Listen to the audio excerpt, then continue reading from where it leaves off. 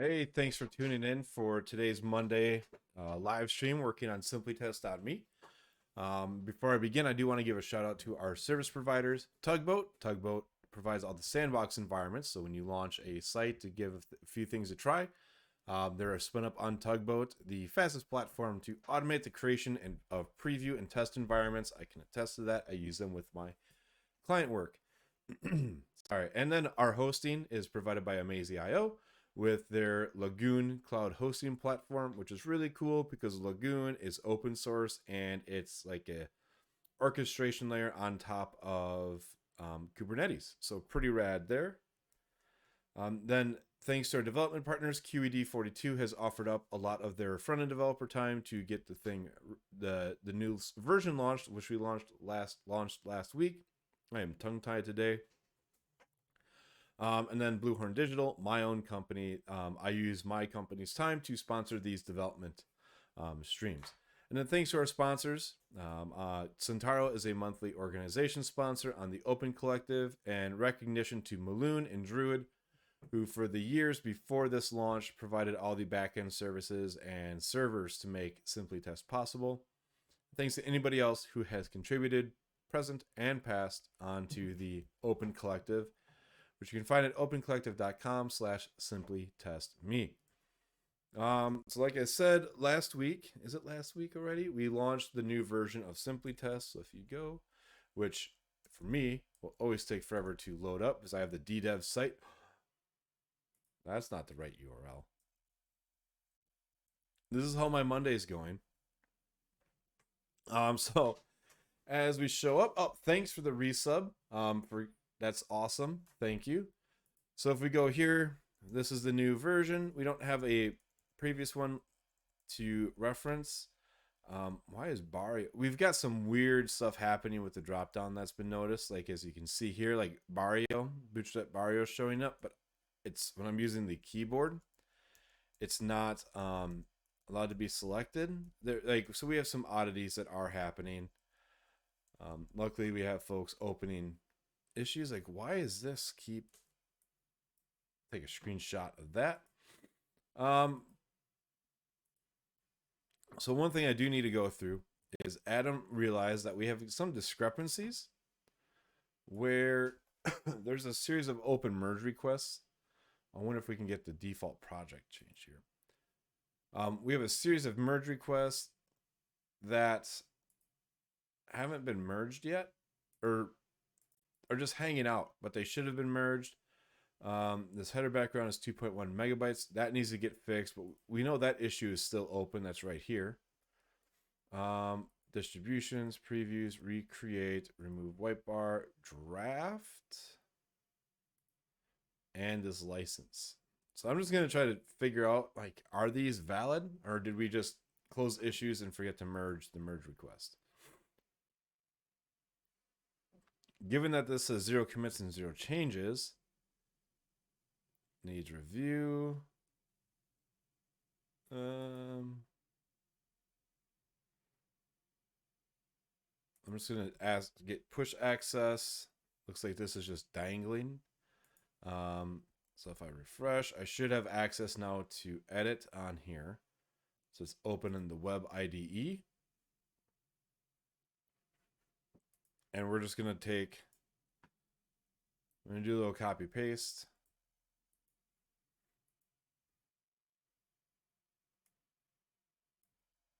And basically just mimic this patch. Copy, fix from Volkswagen check. Copy. Paste. Commit. And then make a note on this one. Let's just see this. That merge error should no longer have an error. So the merge error said the merge error was there because there's nothing to merge because it was an empty merge request. So that's that's the thing that would be fixed up. I'm gonna take notes somewhere. I have PHP Storm open. Let's do a new scratch pad. Plain text. Let's see. What is it? 920. is it 9:27 today? Stream notes. Merge up. Blah. Fixes dangling MR. So this is a draft. Fix random crashes while importing project versions. So I'll make a note. Valid. Haven't come back to it yet. That's something. That's probably something I should tackle. But I'll get back to it. That's from April.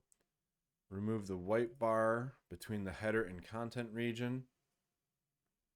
Close fixed. Well, what? Oh. We had 2 merge requests. Hold on. Remove, fix.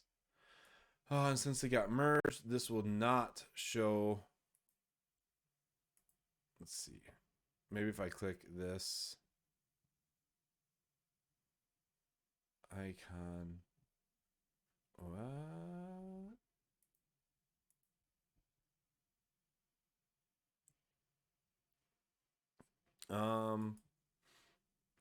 Let's see.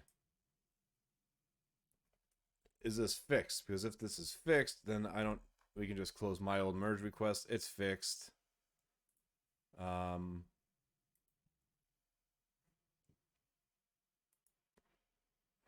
It's due to the region messages. We don't need this. Work is done part of here. I think there's a requirement to show a custom message on the site. All right, so let's just close my. Sorry, there we go. I kept clicking the wrong link. I was browsing the branch instead of going to merge. This MR is not closing. Other proper fix was merged. All right, I don't need to leave notes for that for myself because that's self-explanatory. Recreate footer blocks and their content. This is valid.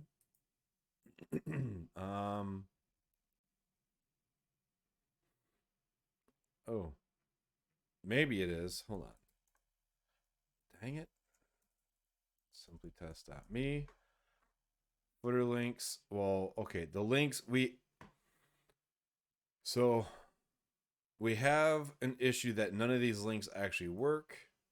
I'm going to close this. It's outdated. This is like old. This is from back when it was really old. Closing this as outdated. We have newer and more scoped issues. Let's comment and close that. And I'm going to mark this as, I'm just going to do this as outdated, close outdated, closing in favor of some newer issues that were made. This is old. Footer links and buttons. It's these 2 issues that related. So I'm going to do, sorry, a link there. My allergies or sinuses, whatever, is just in high gear right now. So I apologize if I'm bleh. Footer links, do not link, and then buttons. So a little bit of issue triage in the beginning of this day or afternoon.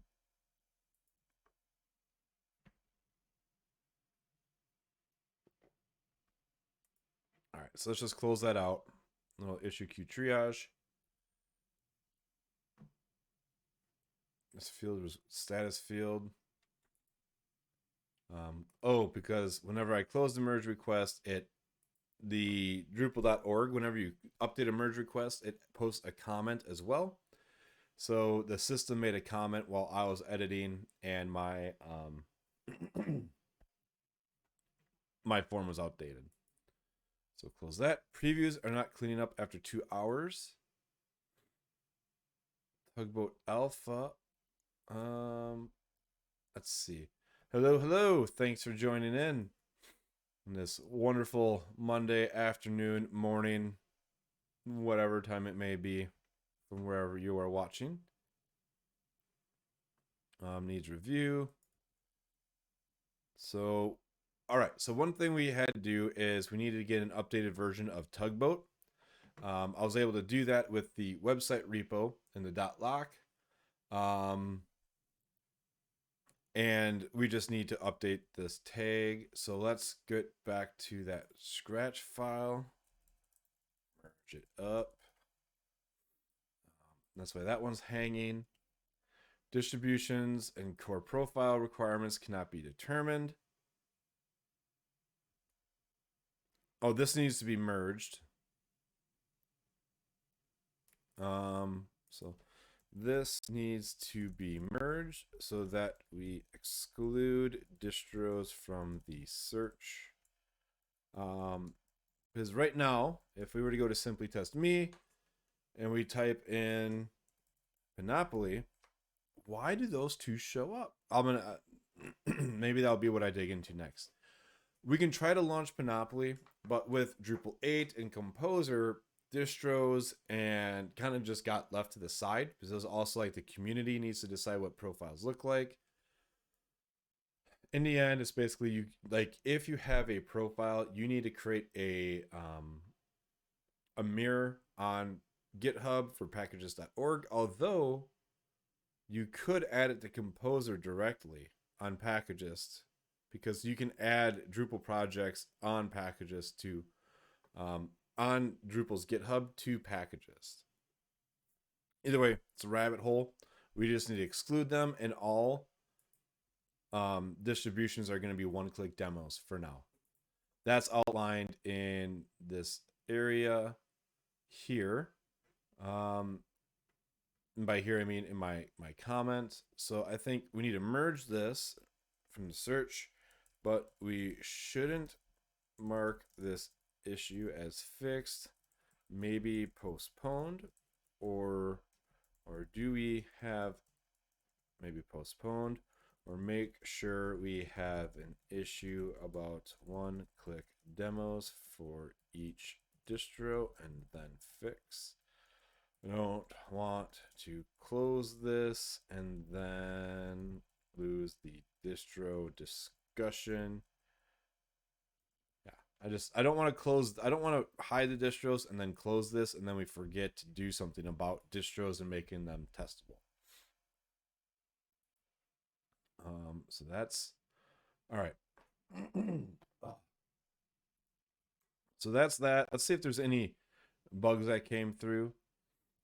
This is a good one to fix. So we have this header image, or this background image is big. I didn't notice that at first. Image, so background.png is 2.1 megabytes, and it's not even being gzipped, which reduce size. Oh, wait, resource size. Why aren't we having anything be cache control? Expires too fastly. Hit the cluster. That's a whole other. So accept encoding. Either way, the reason wondering why it wasn't gzipped is a whole other discussion. Let's see what's in this merge request. Removes PNG and GIF upload support from the main background theme setting. Adds WebP support. Adds WebP background file, which you can reference in your theme setting. 8D7.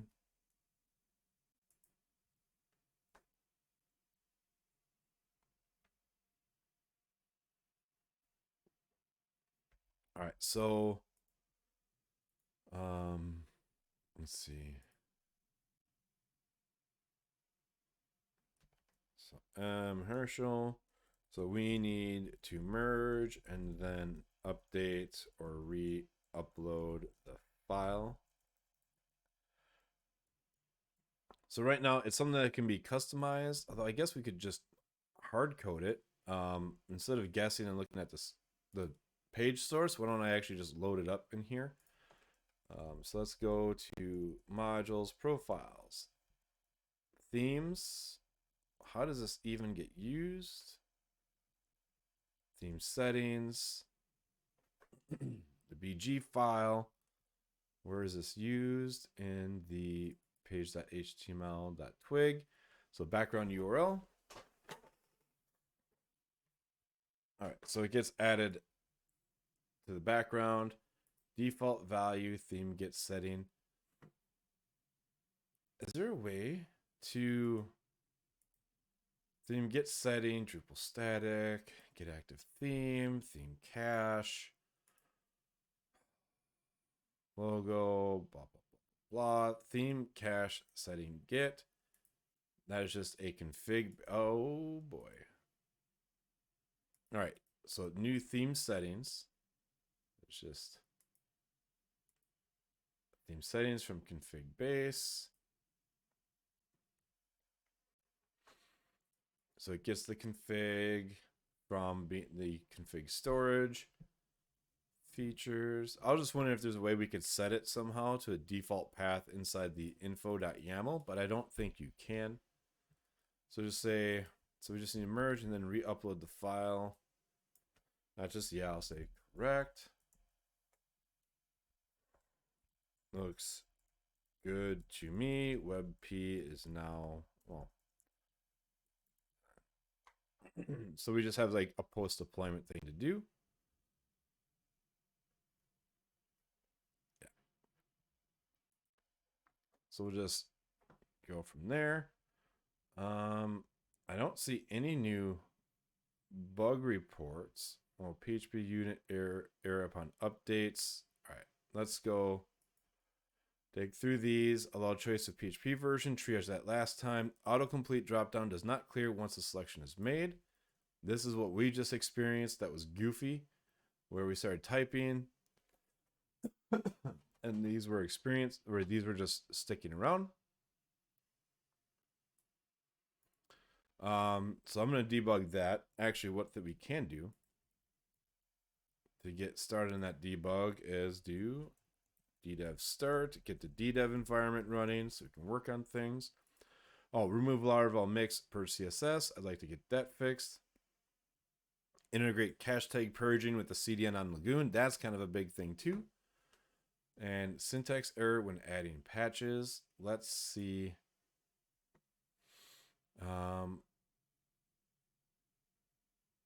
I'm guessing hopefully I can reproduce when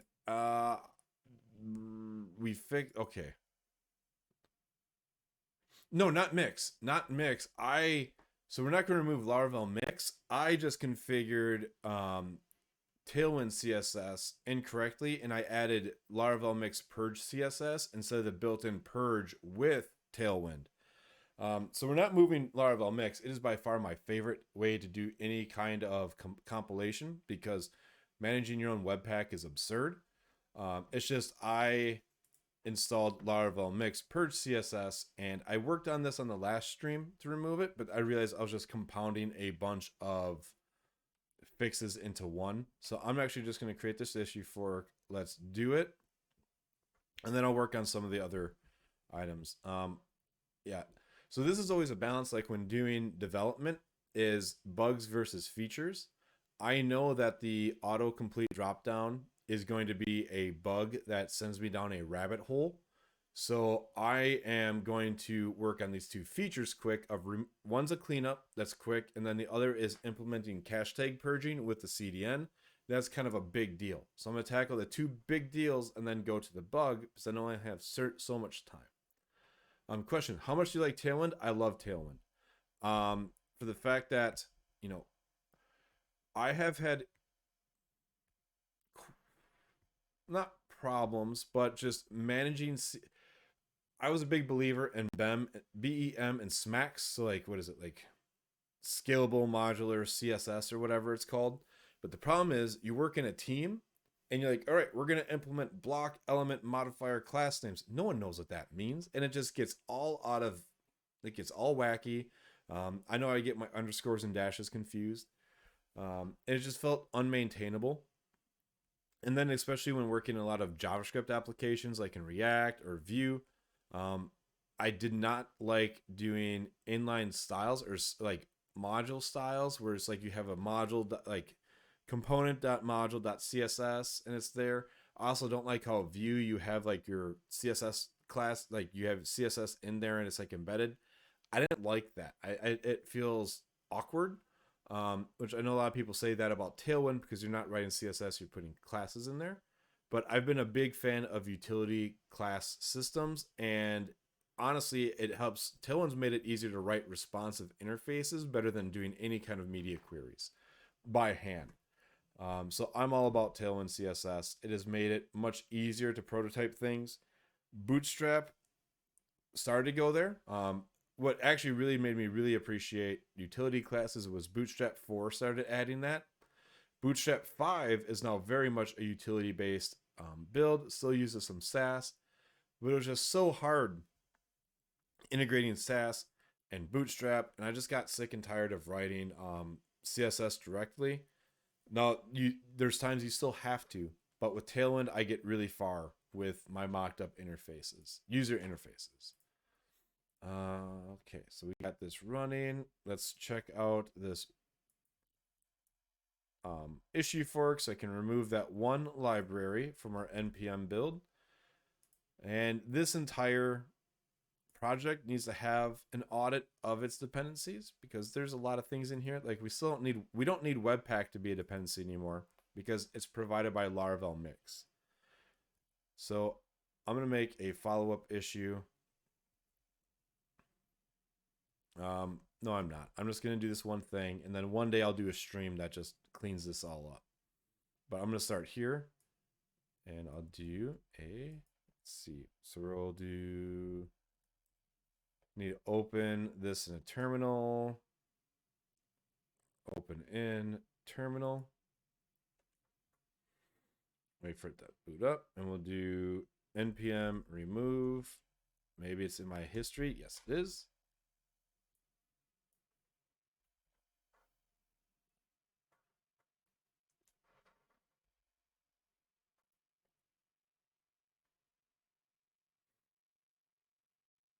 All right, so we removed it there, and now we need to open Webpack Mix and delete the Purge CSS.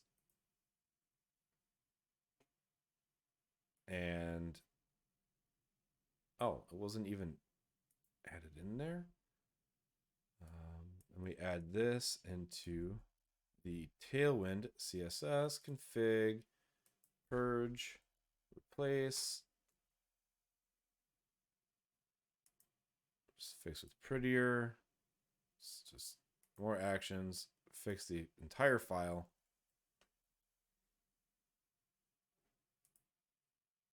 Just find prettier. Just fix the whole thing. And now what we'll do. So we have the React. We're using Laravel Mix to compile our React and the Tailwind, which I'm pretty sure this could be simplified. Purge CSS, mix in production. Yeah, we don't need to do that. Let's go to Tailwind installation just so I can verify. We'll copy the Laravel setup because that's the closest thing with a Drupal site. So we have here, I say closest thing because we're using Laravel Mix. So we have post CSS file there, and we just need to do pass it the options,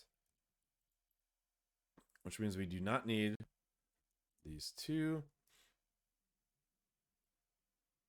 Why is this giving me an error? Fix with prettier. We'll ignore, suppress that error. We were setting it to be in the dist, the distribution. So what I want to do is ls h for human. Oh, ls lh dist css. So the h makes the sizing be human readable. Otherwise, it's like the whole like in the bytes. So the style's at 12K. Oh, wait, that's style. Why is style so big? All right, so the Tailwind is actually the level up. So our Tailwind CSS is 13 kilobytes right now. And what we're going to do is run a build. So if we run build, that runs that builds the React app, compiles Tailwind, and we just want to make sure that Purge is still working. Tailwind on its own without purging unused classes is like 2 megabytes, maybe 3. So we want to, not this again. Post CSS requires post CSS 8. I did something and this was fixed real easy another way. Why? Either way. So yeah, raw Tailwind is big, but that's when you use purging to remove all the unused utility classes. So let's just copy this command.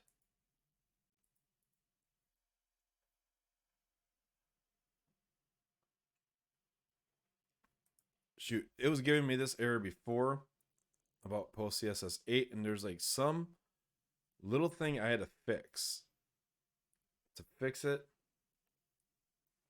So like here, we used Tailwind above, but we weren't able to get, we styled some of the progress bar, and that required custom CSS. So sometimes like that, but then we do @apply, which if you're used to using Sass, it's like using a mixin or includes. So that's why I always thought people like they hate on Tailwind, but then they write Sass that does the same thing a lot of times. I guess they just don't like having a lot of classes in the markup. Some people say it's not semantic HTML. There's never been semantic HTML in my opinion, besides just using semantic elements like main, head, footer. But when you use a bunch of divs and give them semantic classes, that's not semantic HTML in my opinion. No one reads. I know back in the day, we used to do view source and see what websites looked like and worked, and the semantic classes made that easier. We're past that now. Things just don't work that way. Using the bundled class idea, suggesting it as the right way to use Tailwind. Yeah. So you should always just use the bundled classes, and then when there's things that you cannot do or you want to build components, that's when you would go this route, like basically building your own components. All right, let's try to run the build once more.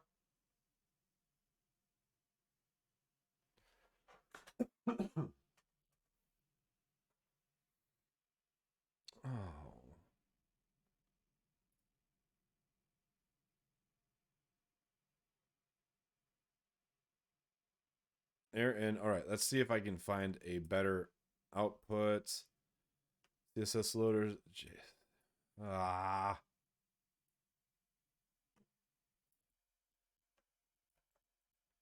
swear this was broken and then I fixed it somehow. Or is it because we have a bunch of stuff in our dependencies here?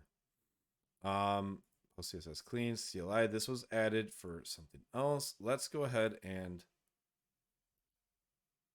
does not bring significant changes. Webpack, update post CSS loader. No. Oh, excuse me. Post CSS CLI. I bet that's it. That's why. I don't know if we need the CLI, but again, let's see.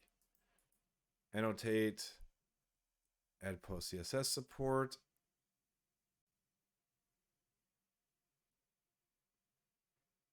Do we need to have this? Well, we're just gonna bump this. Please autocomplete the latest version. Run npm install.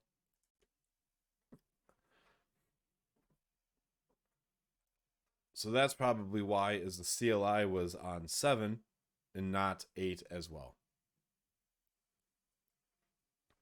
All right. Gulp. Hold on. Gulp. Post CSS to 9. Great. Grunt, Gatsby next. Parcel, roll up next. I think so. Let's run it and see if that fixes it. Um, yeah, I'm trying to think of some other sites that like Tailwind. Well, there's a few, but none that I can like really share. Um,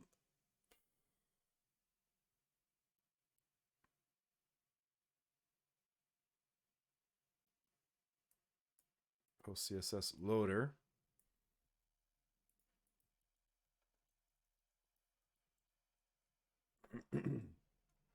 You just need to update Post CSS dependency tool, which run Post CSS sometimes. That's the npm y Post CSS loader. Stop with this pop up. Post CSS loader 3 from Laravel Mix 5. Oh. So we need to get to Mix. That's why I started this on Laravel Mix 6 or 5, not 6. Installation and setup. Well, let's go to the mix, Laravel Mix documentation. Boom, boom. Well, that's just fine. Yeah. Well, I mean, the good part is it should be a quick cleanup. Did not turn out to be one.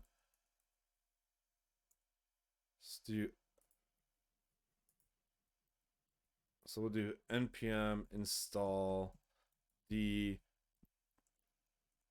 Laravel -mix at latest. Let's just get the latest Laravel mix, which will give us should give us all the goodies. It's like post CSS compilation, custom properties. Yeah, this should do it. What? Oh, NM. Sorry, I was like, what kind of error is that? So today I learned NM is some kind of toolchain part of Xcode. No idea what that does.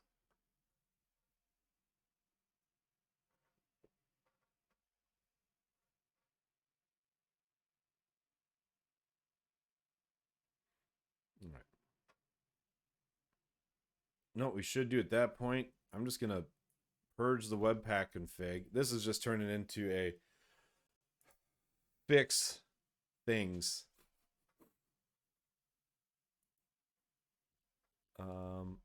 Remove Laravel mix. Whatever. Normally I should retitle that to be better, but I'm not going to right now.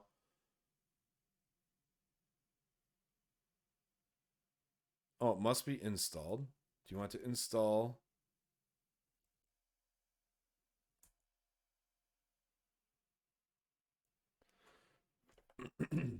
Oh, I should fix the run commands too here for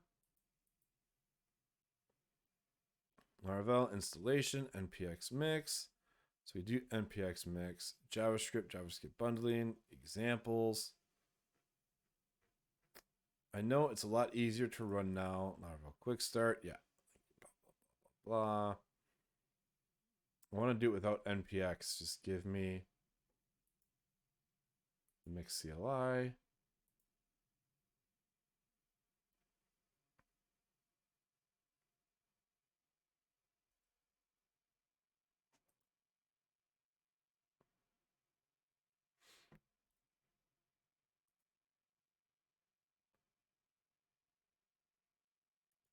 Let's run this again. Well, let's see. 1 second. Laravel quick start. Give me the actual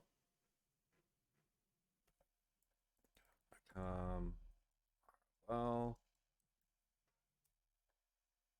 it's built in to Laravel out of the box. Here we go. So develop should be just mix. That's it. Mix. hot reload is mix watch hot. Production is just mix production. And watch is just mix watch.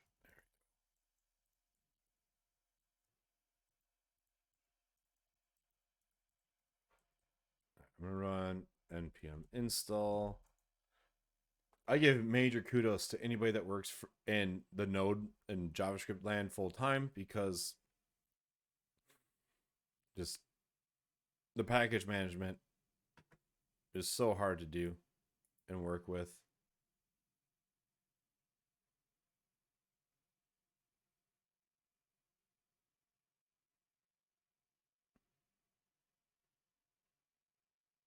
Oh boy.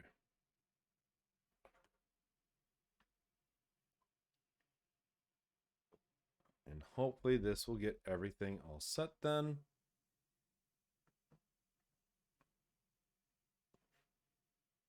Stop, I am running it.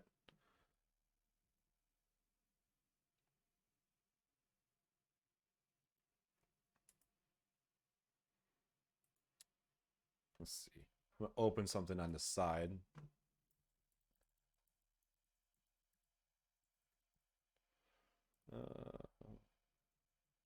While we wait for that to run. All right, so that ran. So let's run. I'm not going to run build. I'm just going to do close the annotations. Simply test.me is running React only because Simply Test Me has 2 pages for end users: the home page, which loads this form, and then the progress page. So we used React directly because Next.js, we don't really need server-side rendering. We don't have a path structure. We don't need routing. We fall back on Drupal's routing. So Drupal loads the React app, or if it's the progress page, it loads that React component as well. So there's no need to use Next.js because it would just be a lot of overkill.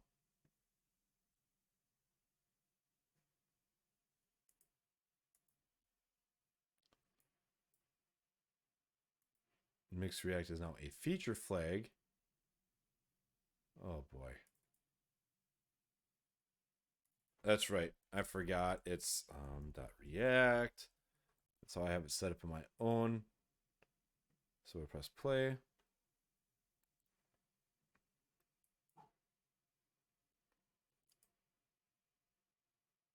Unknown property. Webpack config. Using configuration that does not split chunks cache group. This styles this has an unknown property.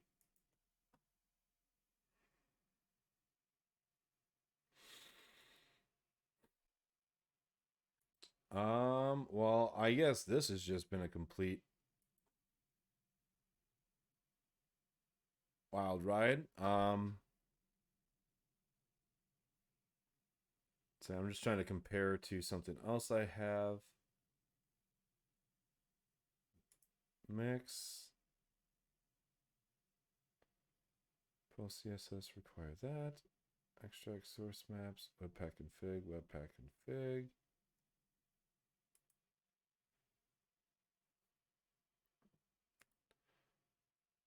Why do things have to be so hard? I'm gonna try just commenting this out. And let's see. Let's copy that. Run. Search Webpack beta from Laravel mix. This appears to be a problem that with installs using npm 7 installing Webpack 4 instead of Webpack 5. npm install. Adding Webpack did the trick. All right, so it automatically installed Webpack CLI for us, but it did not pick the right version. So we'll do here. Now it should say npm install. Should have used Vue. You know, I'm actually starting to become a fan of Vue. One project I'm working on that I was bringing up with Tailwind is brewed up coffee. This is something I'm working on that's built using Vue and Laravel as a backend. It's a way to track like your coffee roasts and all that. So this is actually all using Tailwind for the styling. So, and it makes it all be responsive and fanciness. I didn't have to write any CSS for that. So Tailwind's pretty neat because if I go into resources, JS, views, components, what did I do? Like floating action button. Like I was able to just put my classes in here and I have a component and it's styled using Tailwind. Actually some of this might have been inspired from the Tailwind UI project that's out there. All right, so no matching version found for Vue and Webpack CLI. Oh, Webpack. Sorry, just there we go. Let's just rerun npm install. So there's times that I prefer React over Vue. I've tried to look at Svelte as well, and I know a lot of people like Svelte because it magifies some things like state management. But at the same time, I like React because you own the entire bit, which can be hard. I like Vue because it feels like a compromise between Angular and React, which I'm pretty sure is why it was initially built. So it's yeah. I feel like I can be I'm faster in React. Oh, good, it's finally building.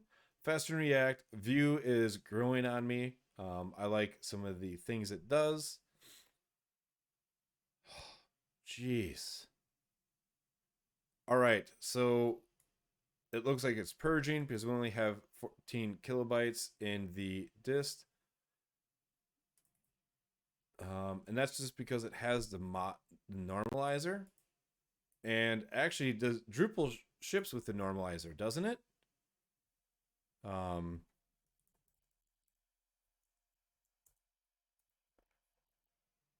So what we could do is wait for the local development environment to load, CSS, it's all aggregated, but if we look at the preview, no idea what that is. Preview here. Let's turn off aggregation locally. So if we refresh, should get all the things. So we do have a normalized CSS file. So what we can do is go to Tailwind and let's do Command K to search. Not for that, but for normalization, purge. Purge CSS options. So content, safe list, keyframes. We don't need the keyframes. So the keyframes, it provides some basic animation items in here.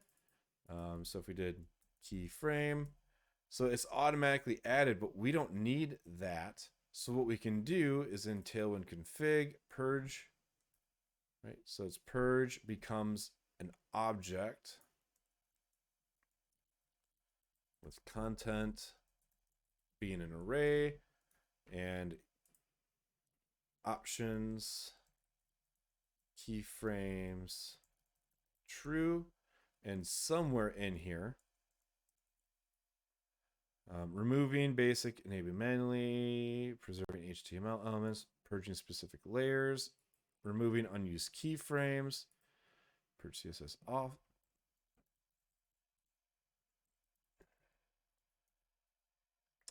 Somehow, there's a way to turn off the normalization.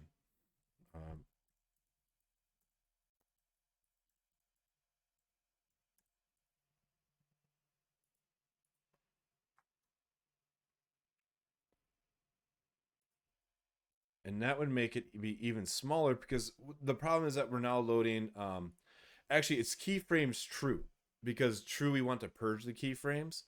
But what I would like to do is prevent double loading a normalization, because Drupal provides a normalization CSS and Tailwind ships its own. Tailwind disable normalization. There is a way, I've done it, but I can't remember where I did it. Pre-flight. That's it. It's in the pre-flight. So base, disabling pre-flight. If you'd like to completely disable pre-flight because you're integrating Tailwind to an existing, I did this on my personal site. I even wrote a blog about it and I forgot about it. So inside Tailwind config.js, you add pre-flight false to the core plugins, and that allows you to have your base and components, but remove the normalization. That's it. I wrote a blog about it because my Drupal site, my mglommen.dev, has Tailwind, but it already had existing legacy CSS, such as a normalization, the core one, other CSS. So I put in pre-flight false, so that way I could begin migrating over to Tailwind styling slowly over time instead of having to redo my entire site. Because I got sick of wanting to fix my code and having to write the HTML and then the CSS. Now it's bam, it's just one go at a time. So that dropped 4 kilobytes off of our CSS. Still not the best in my opinion. Like, we could do better. But as you can see, we're using the container, we're using some various margins. By expanding this, I bet we could find ways to consolidate some of the CSS that's not needed. Like a lot of this padding, like why do we have so many padding? But that can be audited later. I'm going to rerun that since I formatted it and push this up. And we're going to retitle this. Parts. Let's do an H4 and H4 upgrade Laravel mix. We're upgrade Laravel mix and Tailwind. We'll just retitle it here. If I could use the keyboard right, we started with Laravel mix 5. Let's upgrade it so we can fix a handful of tooling items. Those words are going to work today. Title here, retitling to match scope of changes this rabbit hole sent me down. So save that. And one of the main things we definitely have to do is view the page, kind of do some smoke tests. That's not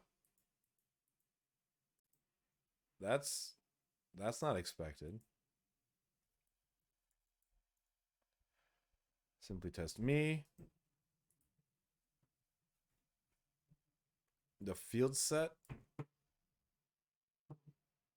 has a border. And then, so really? That doesn't get, so yeah, the pre-flight, but Drupal's padding border. Drupal's normalization doesn't reset the field set borders.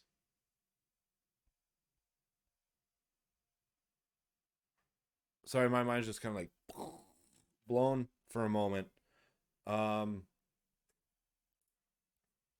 So let's put back the pre-flight and run this. But I still don't like the fact we're loading cores normalization because we're adding more CSS weight than we need to. We're making the page heavier. So what we can do is go to core.libraries. Or .yaml. Let's just refresh this, make sure we get our styling back. Yep, we did. Errors from an extension. What about issues? Audit uses of Navigator user agent at version. Source viewer.js. What's this? Oh, of course, a Chrome extension. So let's look at normalize. Normalize, which is going to be under core. So what attaches this? Stable attaches it.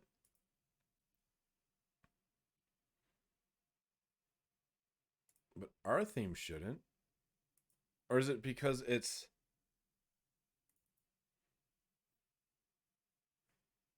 shameless issue plug? It's not shameless if it solves my problems. Go. Load. So I need to look at simply test theme. We extend base theme is Claro.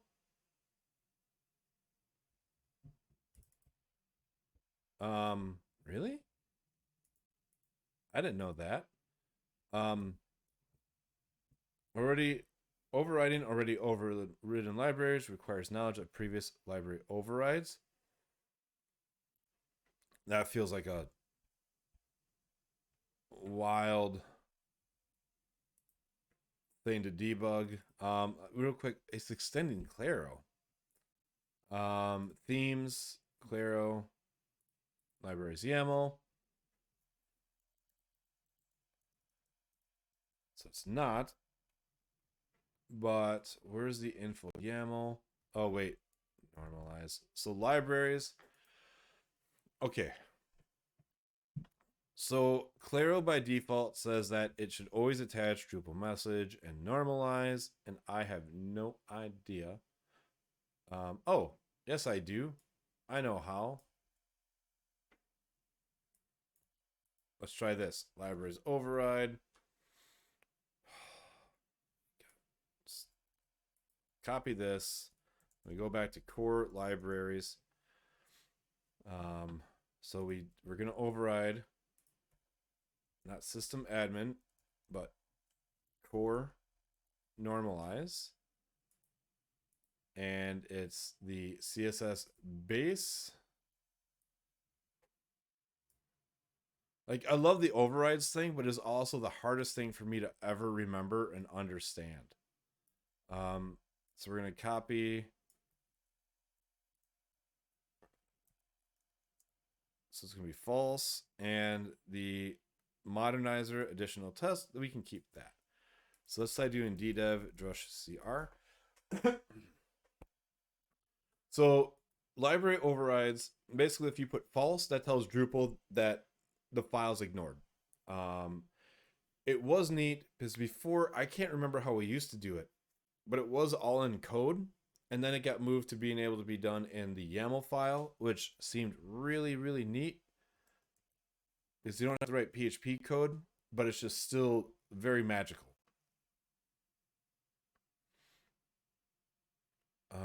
All right, so network, if we look at CSS, it's still included the normalize.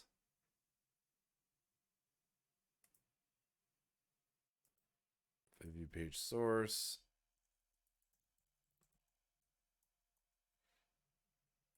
Oh, wait a second.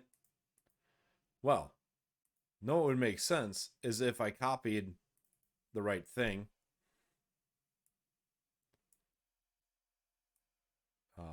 Because the file didn't even match, and it has periods in the file name, so I have to do Shift Command Option V, which is like paste this plain. What's this normalize fixes?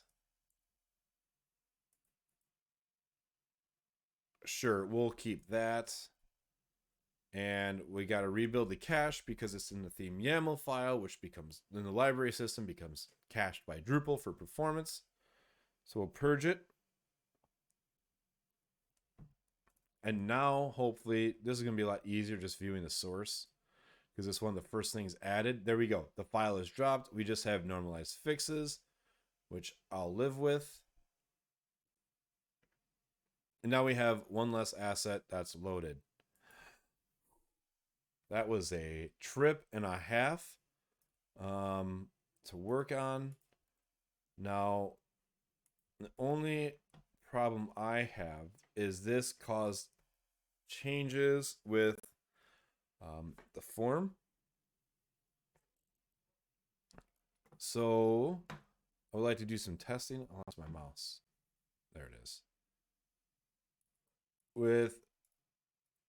I tried to get Cypress running so we can have end-to-end testing. So let's run Cypress open and hope that this works.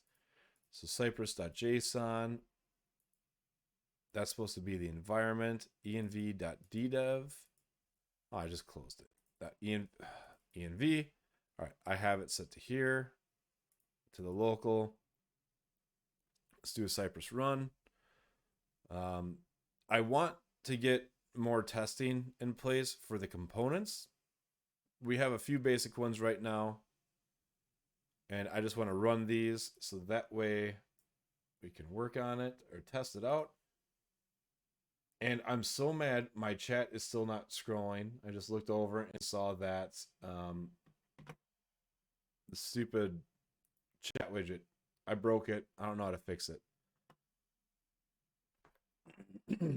I just realized it's not scrolling. So let's run 5 integration specs. It's going to open Chrome.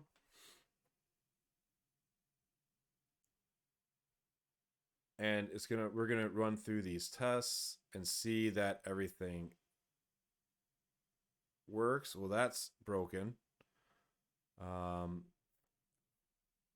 wait, that just might be out of date. Password policy should have, that's just way out of date. To have values in X, but the value shown was 8.x 3.1 beta 1. We can update that for test additional projects and constraints.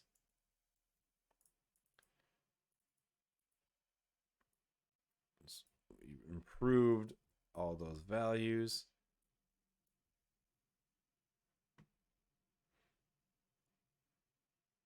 Oh, hold on.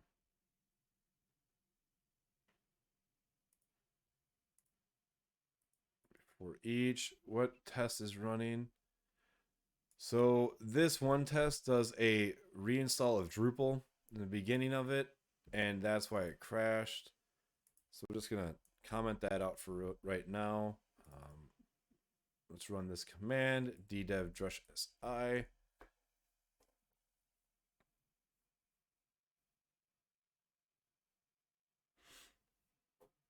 So we get that to rerun and run through all the tests. Oh, is it still running? Stop running. Stop it.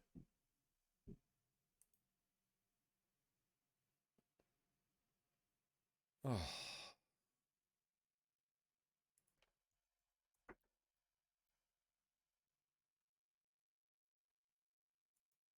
Today's just a great Monday.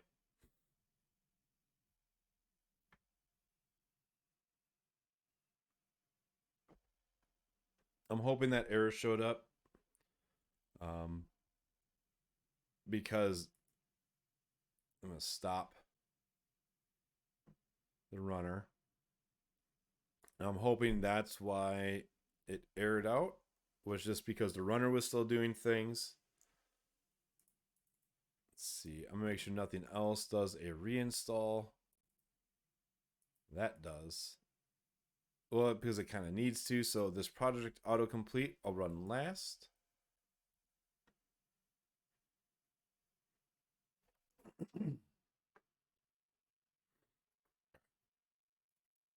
What's that run? Yeah, so this should be what installs, fetches the Drupal core versions. That's what's running right now. You know, there's a fresh install.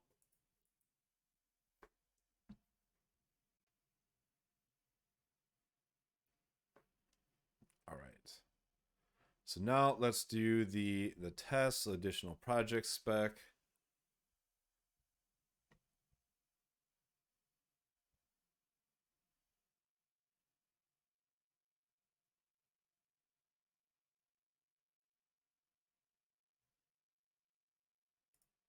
Reload it because it needed to do it.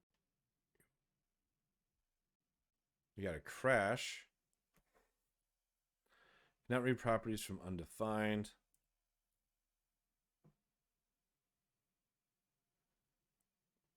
All right, so maybe I need to do manual testing of this. So do password policy. Advanced options. Yeah, so why did that crash?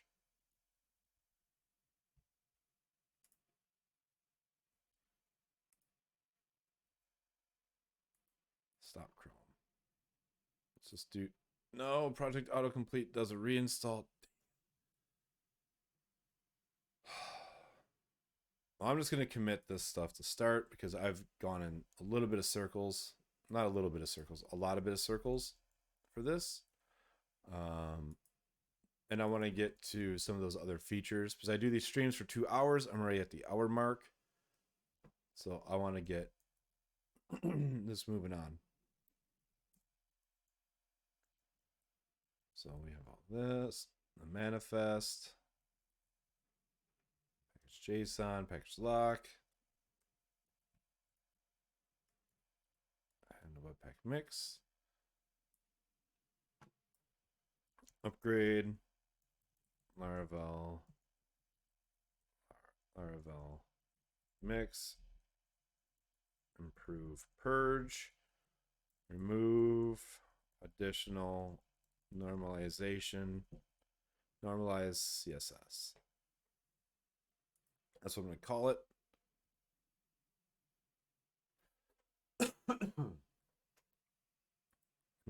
Commit and push anyway. And I'll pop open a merge request.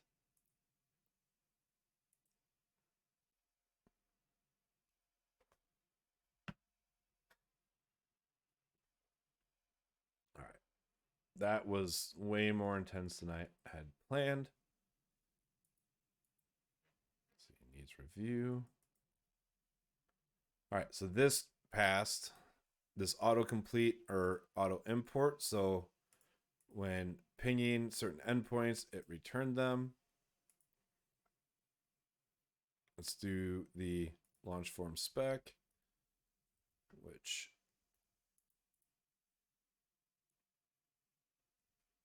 I was auto completing. The value was 8.x 3.0. That's expected. So let's change this 8.x 3.0.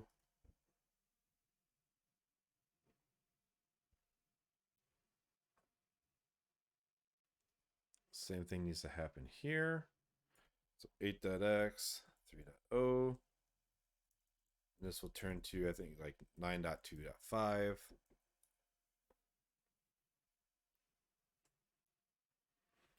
Our tests are really out of date because of the fact that we can't run these on Drupal.org. Just tests don't run on Drupal.org, let alone Nightwatch or Cypress. 8, but was, yeah, was, so 7.x 1.0.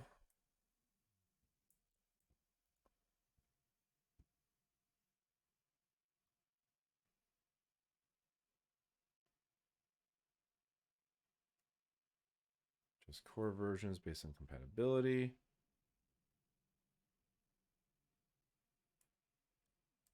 9.2.1, that's 9.2.6.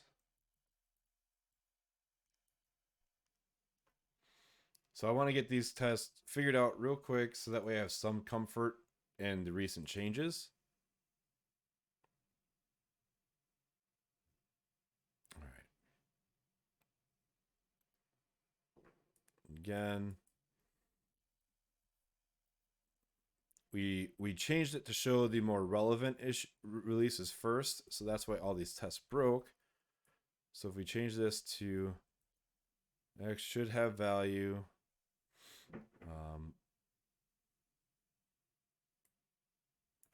9.2.6.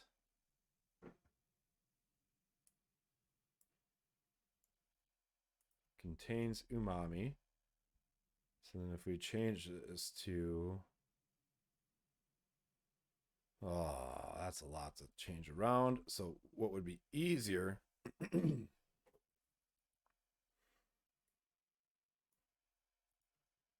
is to change this to be the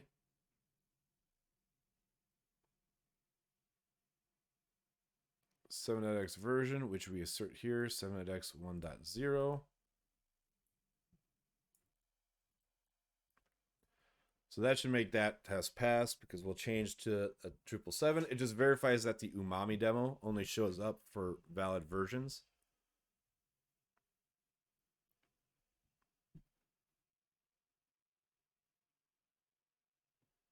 So 8.2. There's been releases. So that's one other bad part too, is this is really, all of our tests break whenever there's Drupal core releases. Can be made a lot better, but just making do with what we can and the little bit of time that we have when it's developed. All right, so that passes. I'm happy with that. Make commits, say verify launch form test runs. Only failures due to version changes and outdated tests. All right. All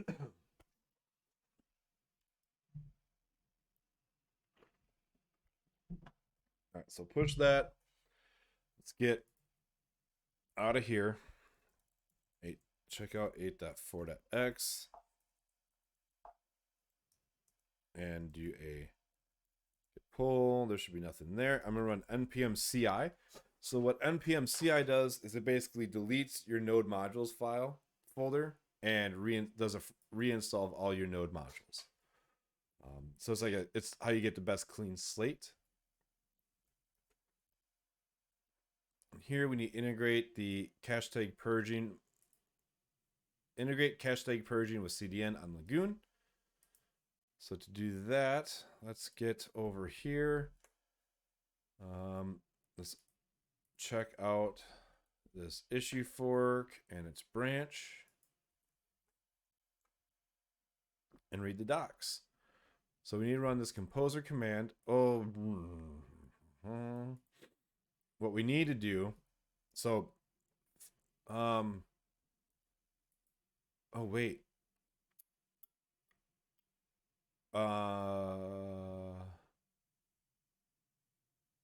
Do we do this? Actually, this might be, sorry, I have to think for a second. We won't be doing this on the Simply Test Me repository. We need to do it on the website repo. So we need to go to here and say get new branch Lagoon Fastly and run these commands.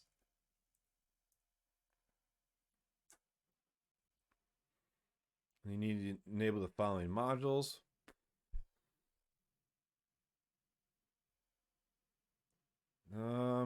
Root Composer requires 7.4, but I'm on PHP 8 on my machine, so ddev. So we're going to run that inside of ddev. So do ddev composer, so it's in the container, which has 7.4. Fastly Purger, Purge UI. Late runtime, cron, core tags. Excuse me. I'm not going to enable the late runtime because the late runtime. Why is this? Oh, I'll change files project. The late runtime processor runs on kernel terminate and is useful when somebody is editing content. Basically, after the end of their request, it flushes the data out to the CDN, but we won't have anybody actually managing data on SimplyTest, so the cron processor is probably the best one. Or maybe, let's see, so Fastly, Purge. I'm not seeing the Purge module installed. HTTP cache control. I've never even heard of this. But this did not tell me to install Purge. So, as you can see here, it's on GitHub. I'm going to click on edit and say Drupal /purge. Let's add it ourselves real quick. ddev composer require Drupal /purge, which purge, and let's make sure that's the right command. Purge has a lot of submodules,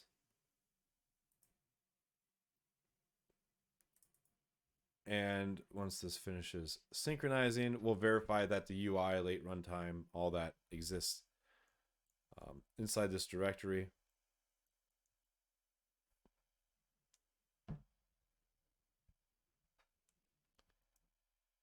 Come on.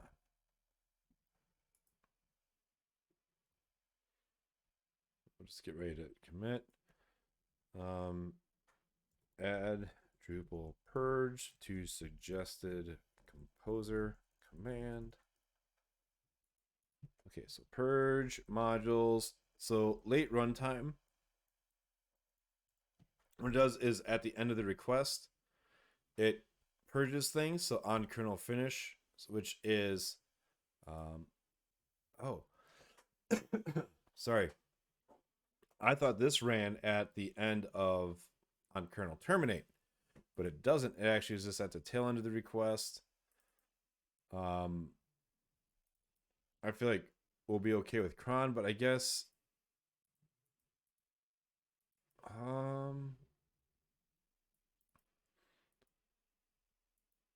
services. So when we have a queue, we have cron running every 20 minutes, so it'll be fine if we don't use that at all. So let's propose these changes. Create the pull request. Important. Oh. I love templates, but at the same time, it's a lot to through. Do not create a pull request without creating an issue first. Any changes need to be discussed before proceeding. Well, you can skip this if you're fixing a typo. I'm considering a typo. Checklist, affected issues, PR title, explain the details. I'm just going to say, I went to set up Drupal and Fastly integration and was missing purge when I followed the docs. Sorry if this is, it's a really small document change. It's not necessarily like a really big change. So I kind of bypassed the template a little bit because it didn't really fit. So we'll take it as is there. So we need to install all of these. So we'll do ddev drush en fastly purger. Why does it have a 2.x after it? Because it should have installed, I'm guessing because it wants version 2. That's what the composer gave us. Purge. Let's do purge UI. We'll just add the late runtime anyways. And cron. And the core tags, which I don't know. As a heads up, if you use the purge module, so if you're not familiar with purge, when caches are invalidated inside of Drupal, this is used to tell your front end, CDN, or reverse proxies to purge their cache. The core tags module is kind of really crucial. Every time that a tag is invalidated inside of Drupal internally, it purges it for you. Otherwise, you have to manually queue up and purge specific things. And we'll do the drush one also.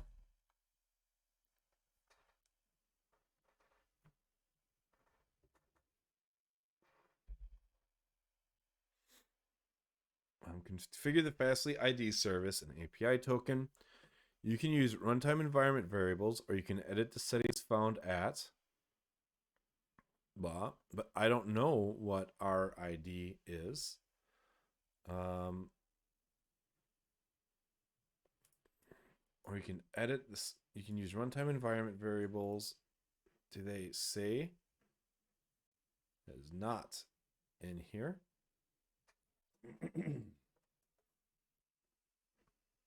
Nope. All right, we'll have to see if I can figure it out. So that was all enabled. Let's log in ddev drush ULI.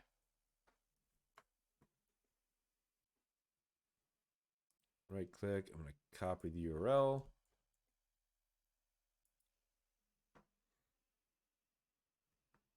Nice. Okay. So configuration, web services Fastly, right? That's what it linked to. Config services Fastly. Site ID, API token. Fastly can be overridden with, oh, it's like literally, that is the API key variable. It's using actual environment. It's using environment variables over config overrides. I see. So in Drupal, you can do config overrides in settings.php, like by reading from environment variables. But this is directly reading an environment variable. So let's do Lagoon SSH. Service settings. Oh, this is a lot. Site ID is required. The module will generate one for you when first installed. The idea behind the site ID is a unique string to cache on all requests. Thus, you're able to purge a single site from Fastly, even though multiple sites may flow through the same service. Got you there. Cache tag, hash length to 4. Is that what the service settings is supposed to be? Purging. Purge options. There we go. Cache tag, hash length to 4. Instantly purge. Oh, use soft purge, it says. So 4. 5 sometimes likely if you have millions of entities. I've seen that before. So what happens is it takes Drupal's raw cache tag and then hashes it.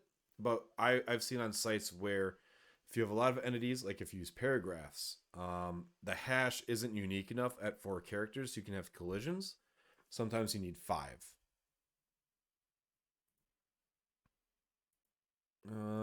For soft purging should be used. This means the item in Fastly is marked as stale rather than be purged, so that the event origin is down. That makes sense. Set the options to what makes sense for your site. Stale while revalidate 4 hours, 1 week. All right, I gotta click through webhooks. Oh, it's probably this stale content options. Stale while revalidate.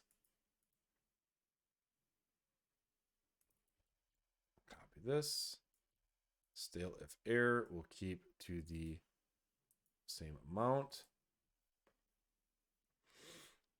Optionally configure the webhooks so you can ping Slack, for instance, when a cache purge is sent. We have a Slack thing that's set up, so let's turn this on. Send notifications. Image optimizer.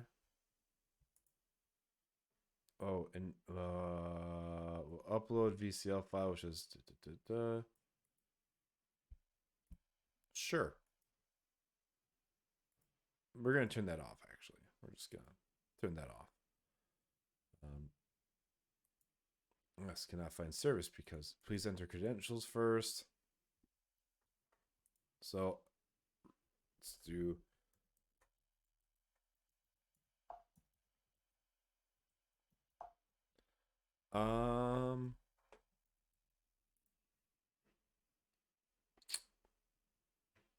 so we don't, I'll have to figure out how we get our Fastly credentials from Amazy.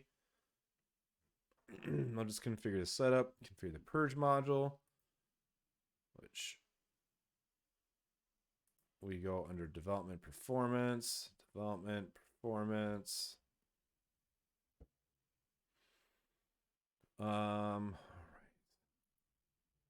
This must be what the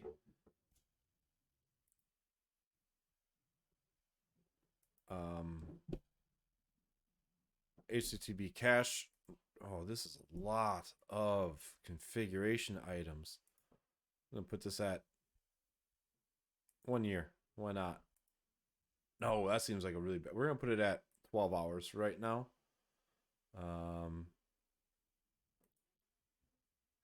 Let's go cache invalidation. Let's go to Purge. Right. Cache invalidation, Drupal origin. Tag, and then Fastly is E tag and URL. So add purger, Fastly. Okay, E tag, invalid API credentials. I get that. It says under 24 hours are dangerous. Let's okay. Let's just change it to be 1 day. What else does it want it to do? Under a month are not recommended, blah, blah, blah. Oh, we don't have the page cache module installed. Let's do that. I normally don't use that on my Drupal sites. But, oh, wait a second. We don't have any of these?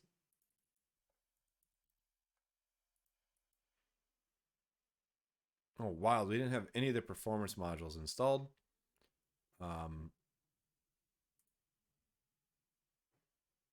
Really? Okay, so queuers. All right, so those have been installed. Let's go back to development performance. Purge. So queue. Let's see. So Cortex queuer. Yep. Purge blocks. Queue is the database. We don't have any other kind of database queue. So we can file memory, but that cron processor late runtime purge blocks. In order for the cron processor to run, yep, we have that. Optimal cache header setup. All right, so out of the box, Drupal does not have power to set different cache lifetimes in the browser versus in Fastly. For most sites, the sensible thing to do is shared cache. All right, performance. Shared cache. 1 month, which I'm guessing is when you set here. So let's save it. Oh, so 1 day. Browser cache maximum. Wait. 1 second. I feel like this has got to be backwards. Shared cache for 1 month, but shared cache can only go. I think this might be backwards. So browser cache for 1 month, shared cache for 10 minutes, 404, 15, 1 hour, 1 hour, no cache. So 44. So 1 hour or 15 minutes.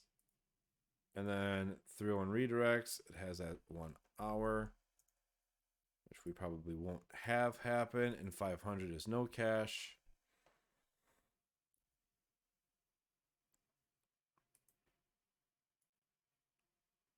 Okay, sending page requests manually. We don't need to do that. True client IPs. We configure Fastly to send the actual client IP back. You can make Drupal respect this header with the following. Yes, that needs to be done, but I wonder if it's already set up inside of default. So Lagoon version sets up the database. Reverse proxy is true. Reverse proxy header isn't there. Oh, that's fine. We don't need that. Okay, actually, I'm kind of curious. What does this do? Oh, so you can run PHP unit inside your local Lagoon.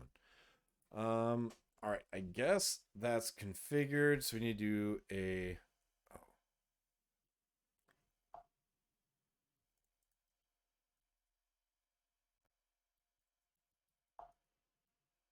No Fastly there. ddev rush config export. Yes. I'll just make a note of that in the pull request that we don't seem to have.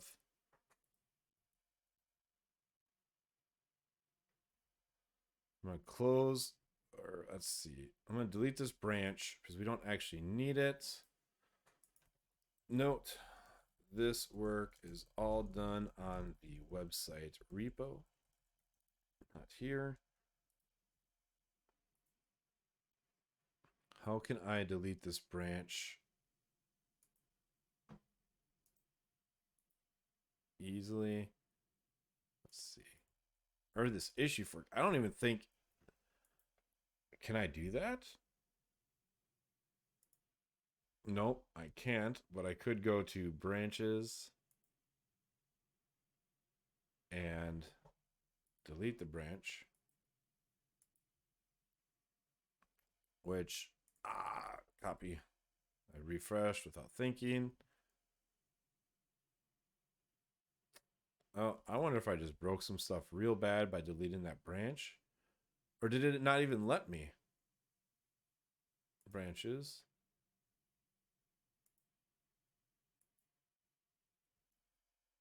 Oh, you're not allowed to.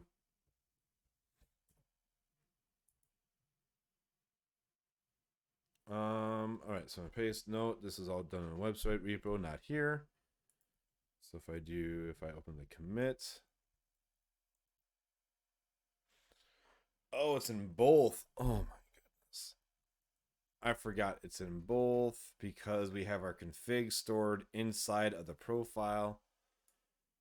This work is done.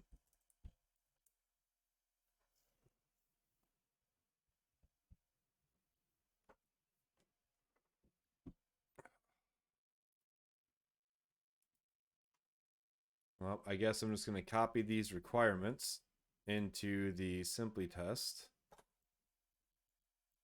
Profiles, contrib.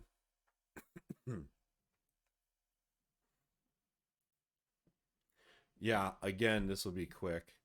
Turns out to be a complete lie. So let's just alphabetize these. Pretend I know how to do alphabet organizing that way. So core, Fastly, H, E, F, G, H, P. There we go. Well, good thing I can't delete the branch because it had to go here anyways. I forgot we stored all of our config inside of the profile. So let's review this. Yep. Core extension, big pipe, dynamic page cache, Fastly Purger,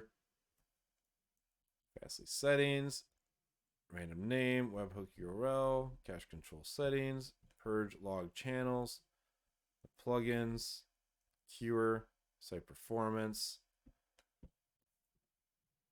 user mail. All this just actually now exports with the pipe thing. All right. I'll just leave that. I'm not going to commit the main website. Sort packages. Yeah, sort packages works when you run composer require, but I did that in the root package and I was manually updating my composer JSON. That's why. So add purge mod edge, add purge, Fastly, and configure. So commit and push.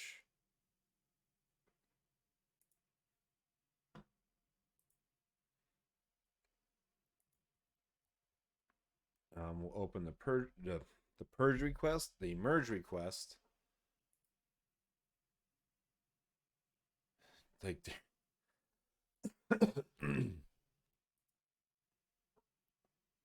all right. So MR open needs review. We need to get these.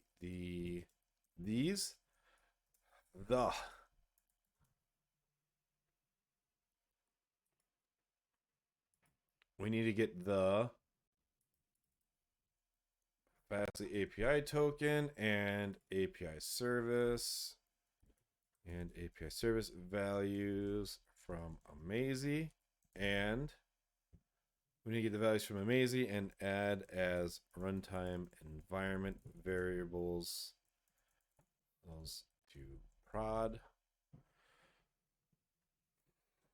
That can happen before or after. If this deploys without, it just does not run. So the chat's broken, but there was a podcast here on. Do you have a link? Or was it on Talking Drupal or other? So when I say talk about podcasts, no one has any idea because I broke the chat widget so they don't see the latest chat messages.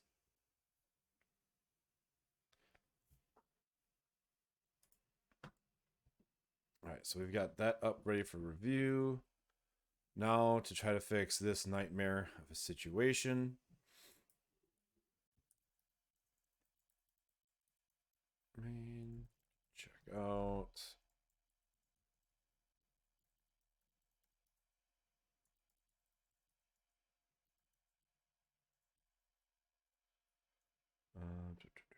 True, 8.x, 4.x.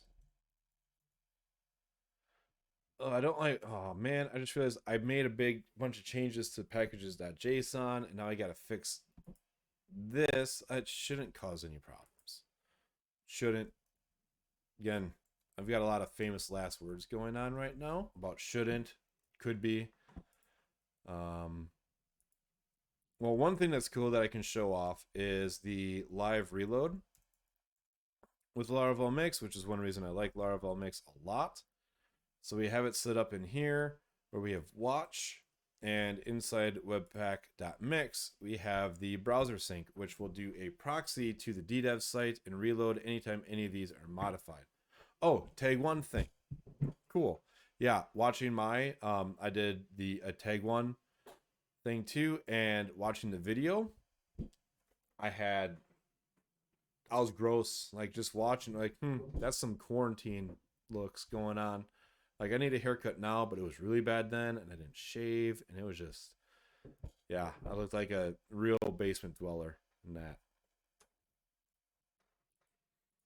But I also don't even like watching my own recordings of my live streams because it just feels awkward. So I can relate. So let's go ahead and run watch, which is going to launch Chrome for me. Then I'm going to pop back over into Brave.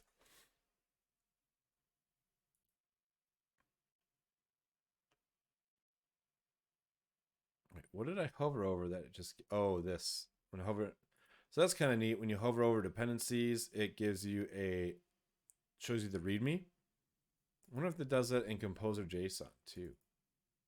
Or if it's just special treatment for the JavaScript folks. Okay.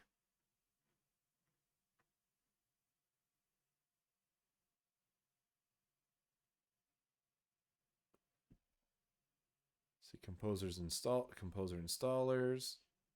Let's see.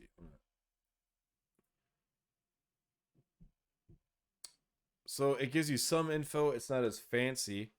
It is neat. It shows the download count and the amount of stars and access to various information on packages. That's pretty cool. Drush. Show on mouse move. Open its tool window. It's pretty cool. So if we go back to this localhost, So it's now set up that browser sync is running. So if I drag this down a bit, zoom this up, and see, if I were to go in here, lib components, project autocomplete. Let's see here. Fetch projects. That's here. If is array. Let's find something to edit. Use effect initial projects. I wonder if this is even causing the bug.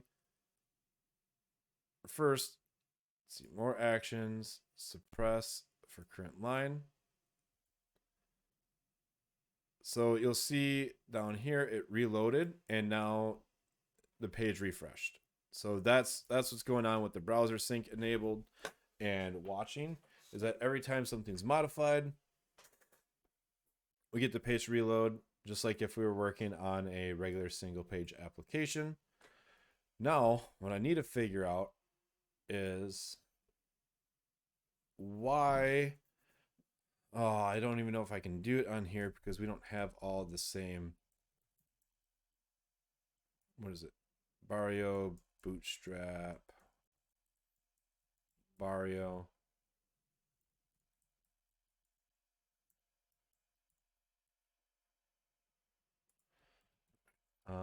So if we go to simplytest.me, maybe we can do some snooping here, which TR is done when the autocomplete has the awkward JSON happening. So let's go type in some random letters, which there should be a debounce happening that prevents this from running so often.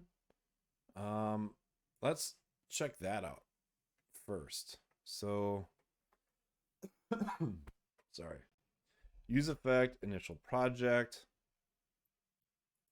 On input value change, fetch projects. So we need to see if downshift, or yeah, downshift.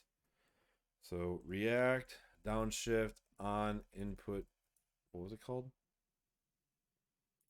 On input value change, debounce. I still don't understand why it's called debounce. For when it says don't send stuff right away. Code sandbox, which looks like blah blah blah R21V. That's not the same.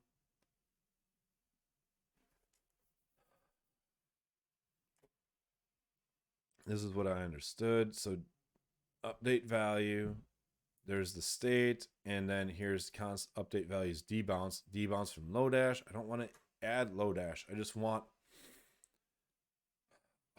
everything to work out of the box. Oh, so debounce is from an old electrical engineering term. When a signal changes the voltage, bounces can cause multiple triggers. Today I learned. Well, I really have to add Lodash. False. I believe I don't have to because I'm going to find out that Drupal has its own debounce and adapted from _JS with the addition of Drupal namespace. So we could require this as a dependency.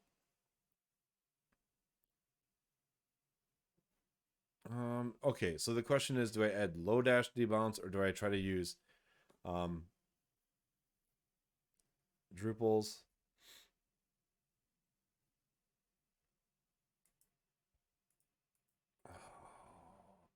Package JSON. I guess we're just going to add, we're going to do the sorry. In the theme, let's do npm install Lodash debounce.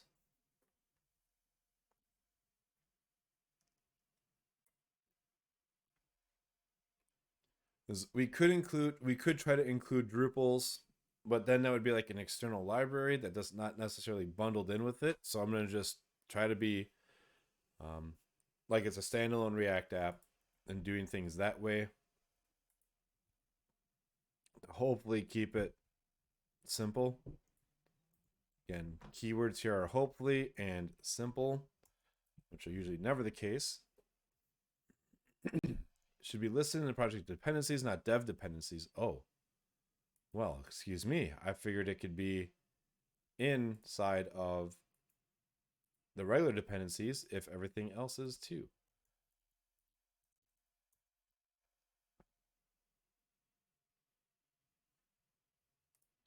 Well, I mean, okay, so let's copy this link here. Again, the chat's broken. But link was given to how to do it, a JavaScript example to running a debounce. So we could do our own clear timeout here. The only reason that I'm somewhat cautious is we're already doing it in a hook on an input value change, and I don't want to maintain more code. So with this, it's using the they have it set up in on state change, autocomplete multiple. Where are they even using it in this example? Debounce. Oh, on state change. Debounce. Oh. Oh, because they're wrapping it. So debounce is from, it creates a debounce function, which we could do here as well. All right.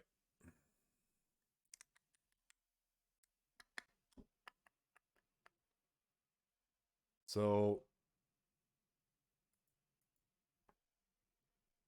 I want to just read this really quick because the one problem with running it on our own is, so in here it's with vanilla JavaScript, which is great,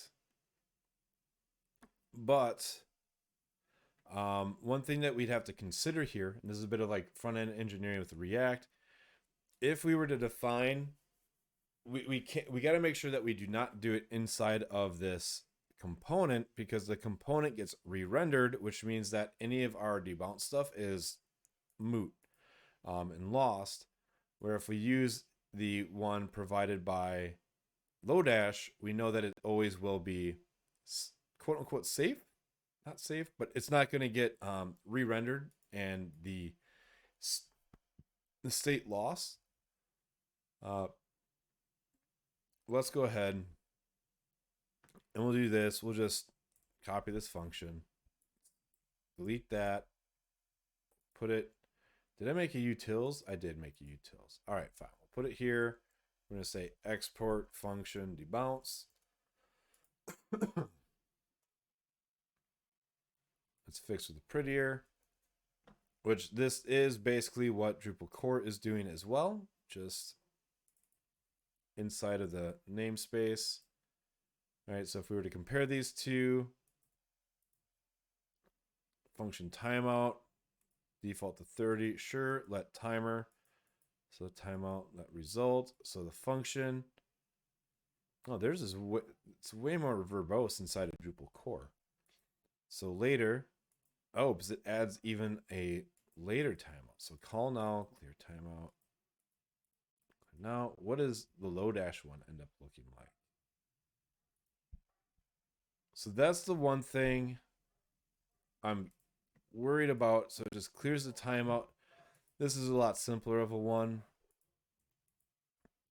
If call now equals immediate. Oh, because you can bypass. Okay, core allows you to call now, allows you to bypass the timer.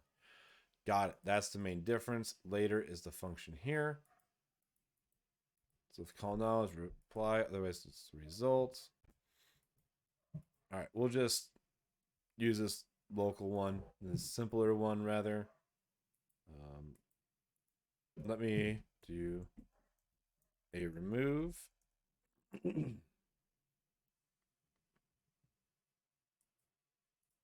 do that.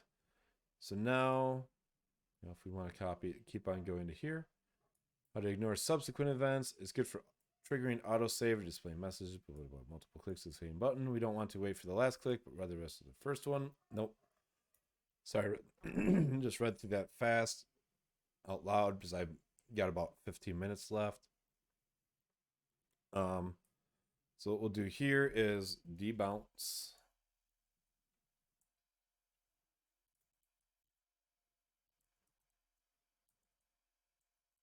Sure, we'll say about 300. So our callback will be an anonymous function that calls fetch project. We'll set input items. That's going to be about the same. There should be the same processes here. So now it does not seem to want to. Oh, wait, that's the live site. Never mind. But here, preview, preview, preview, preview, preview, web service data. Where are we getting these S? So I type in S. We get all this stuff. Simply Barrio, and SI. And then they're never seen from again, but downshift just hangs on to these items right here. So if I click applied constraints, I'm just trying to figure out why this downshift keeps getting all messy. And this does not seem to be clear. So let's just go back. Localhost, didn't need to refresh because it did. Thank you for sharing the debalance link. We'll go a little bit simpler. So disable cache.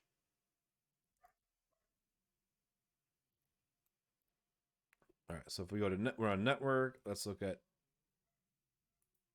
XSR, A, B, C.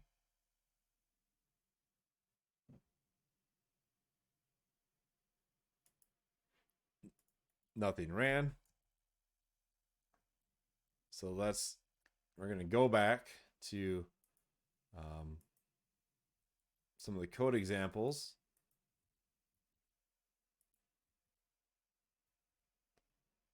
Or rather yet, let's do it proper way. So let's do wait a second. Let's see. Replace with shorthand method.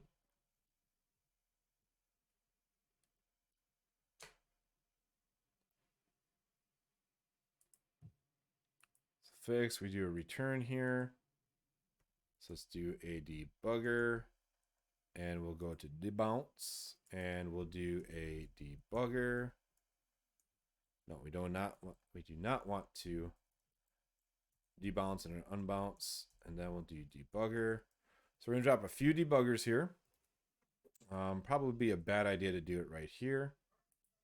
So we'll have it run in this, wait for this to reload. And if this doesn't work, I'm going to go the library route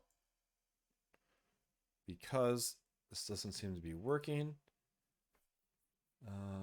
So let's do debounce.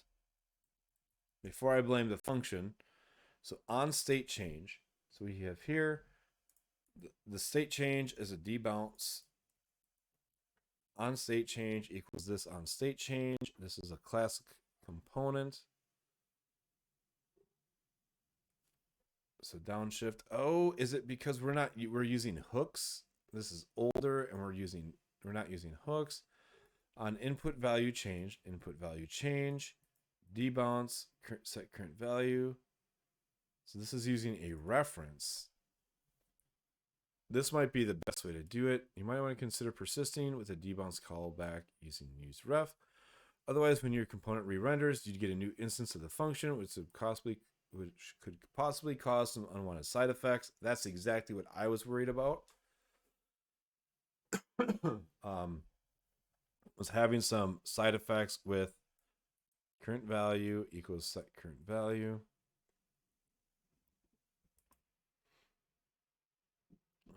Here's a nice snippet for anybody using TypeScript, which I am not, and we're not using. Oh, geez. All right. So, better question is on value change, return debounce. Why is this not? We don't need to return anything. we're just saying that on change, this is our, 1 second. I screwed something up here.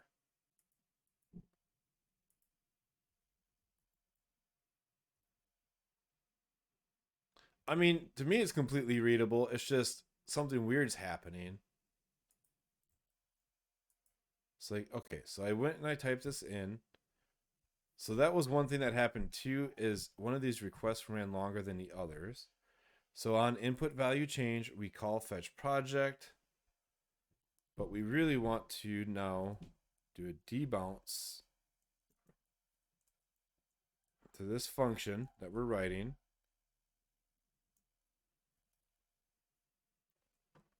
I mean, it is very fuzzy when you have all these anonymous functions and you use the shorthand return. So we don't have this in brackets, so we don't have to write return. Then it definitely gets very fuzzy. But why does this get so weird when I return? Again, I think it's due to, so this returns the logic here, let timer. All right. I'm going to do the low dash debounce and see if that solves it.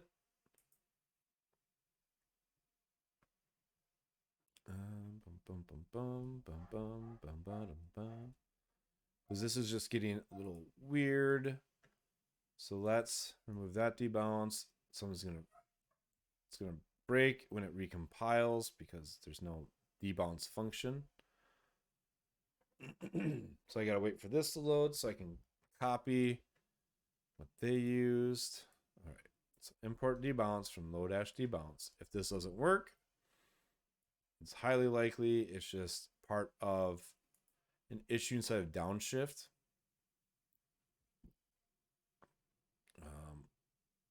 All right, so this is running. We want to look at the Ajax requests. All right, so it doesn't matter if we're using Lodash or not. It just does not want to run this import. So we'll go ahead and revert these changes back to our own function. So what could be on value input changes? It's a void. It's a nullable void. So let's just go ahead and cut, wrap it in brackets, and I'm going to throw a debugger statement right here. I'll wait for this to reload.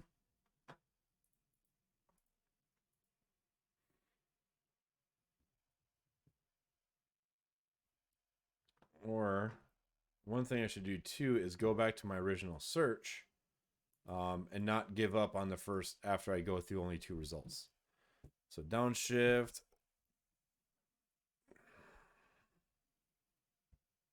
Let's go to Google instead of Brave search. Perform debounce in React.js. That's not going to be the we use.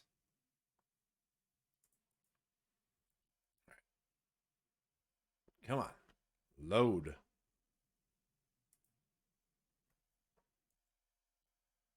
All right, so we've got our input value of P. We're going to debounce, so let's step into it.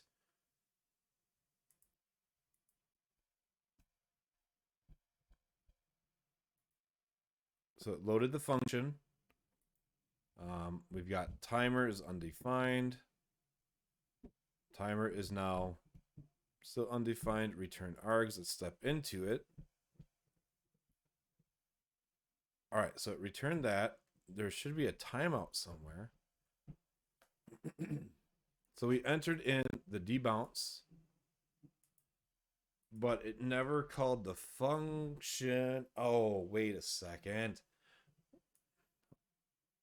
Hold on. Because it's so it's returning a function, but it's never called. I know what we got to do. So you want to talk about how it's very fuzzy, and if you don't do it every day, well, we're we're going to return the function and we're going to call it right away, and this will fix it. So what happened here, to back up why it wasn't working, is we were returning a function, but it expects you to actually do something.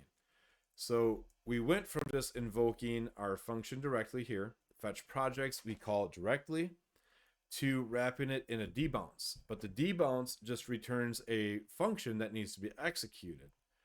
So this returns a function, and now we're calling that said function.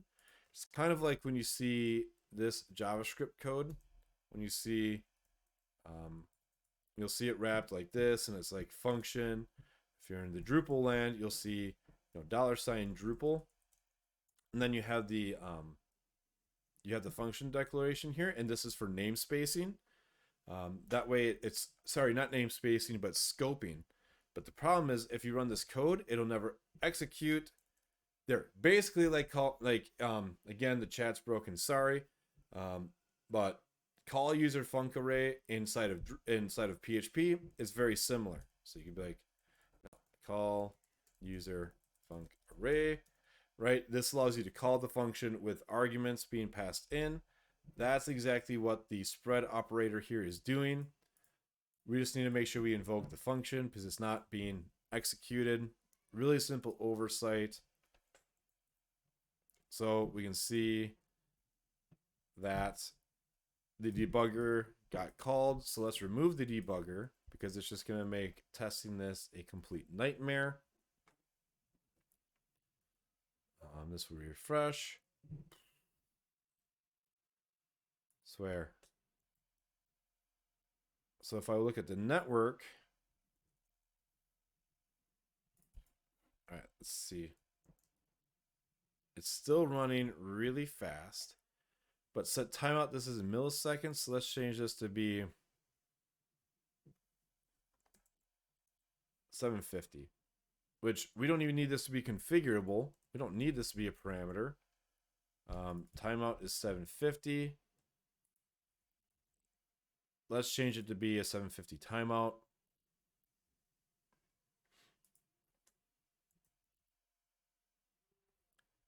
But it still queued everything.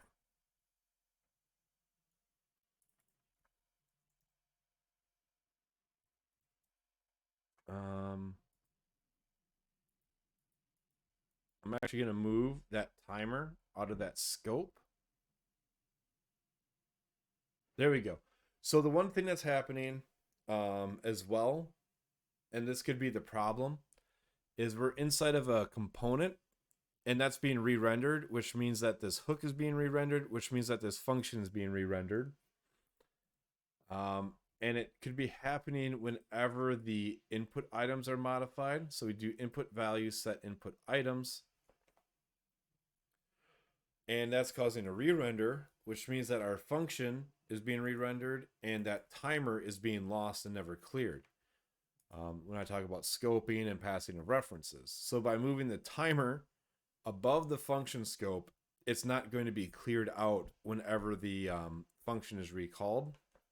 Fingers crossed. That's my understanding. So here, okay. It's a little long and unnatural.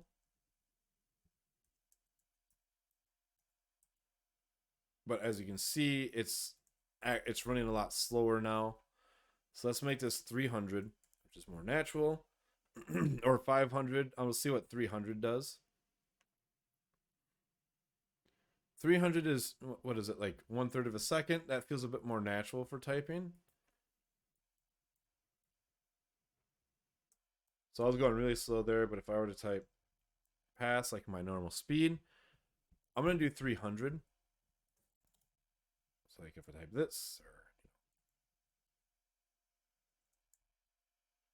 I think I'm trying to type fairly slow.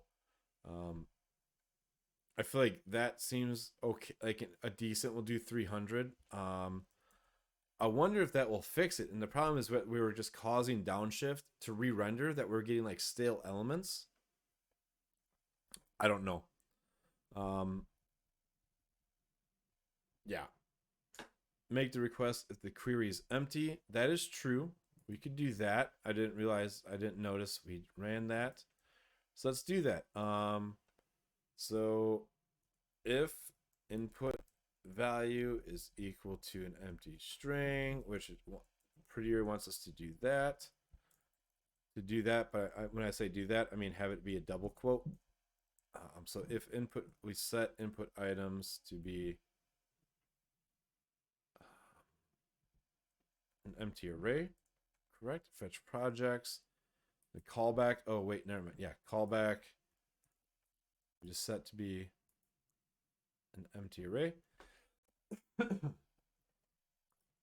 So there, that is a good micro optimization. So let's just test it.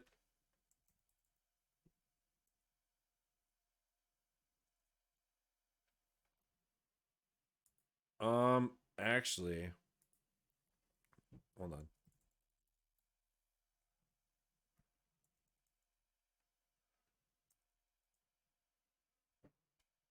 It looks like by not making that request, well, that's odd.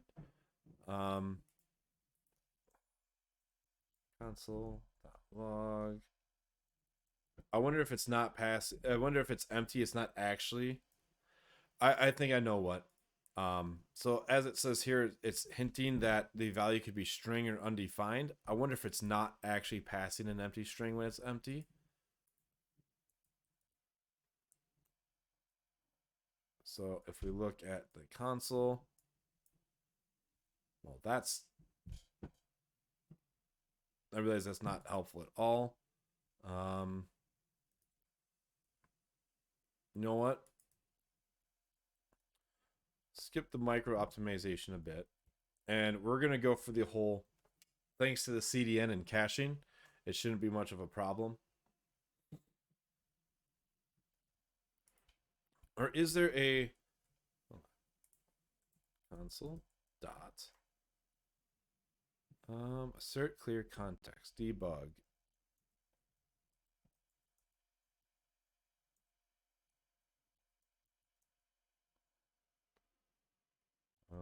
console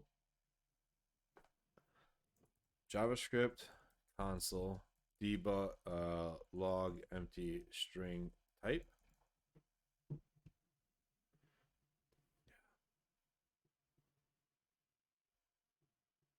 Yep, not even going to, because it's just the magic of JavaScript, and I will just step away from that.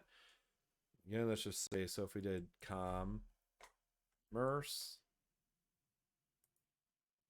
we got 2 delayed requests. Oh, commerce core, there we go. I'm going to call that a good fix. Well, it's a possible fix. Let's see, simply test dev. I'll push this up as one possible fix. I need to end the stream in a minute because I have, if I want to eat dinner, I have to because my son has baseball. So let me at least stop the watch, run a build, because we are committing compiled resources because we don't have a build pipeline. And let's see, did I create an issue fork? Completing the issue fork. Copy the commands.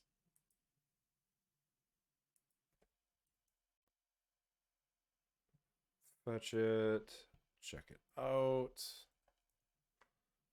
Did this finish building yet? Almost. So it's using gulp to build that. Great. All right. Not 9. Command 0 opens what I want. Oh, wait. We went for our own debounce function, so we do not need that. We do not need Lodash. Which it honestly took me longer than it should have to realize that it's called Lodash because underscore is already a JavaScript library. not afraid to admit that that took a long time to figure out. And if you didn't, maybe it's a nice little treat for you too today. So Lodash is the library that like replaced, or like, yeah, underscore was like a big utility library in the early days of the internet. Lodash is like its equivalent, and they both use an underscore as their identifier. So I was like, oh, low dash. It's a low dash, like an underscore. Ha ha. Yeah. Yep. It replaced underscore. It's a total callback. It took me a long time to figure that out.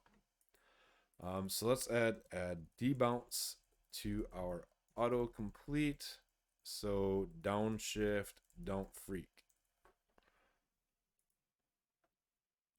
And that will be my commit message to close that out. I'm going to put this at needs work. Let's see, popping an MR that adds debounce. I cannot replicate locally yet, but I think using a debounce to slow down autocomplete requests, compelled complete requests will help. Thanks, Grammarly, for the save. All right. So saved, pop open said merge request. And right now, we don't really have a way to import projects from Drush. It's a long time. I wish we had it. We just have this form that crawls the entire Drupal.org and imports them. I'm going to do this locally right now and let that run while I do baseball. So wait for that batch to kick off. Importing 954. Oh. Hey. That's that core bug that that's that bug I brought up before. Joy. Let's see. Date time. That's not it. Versions.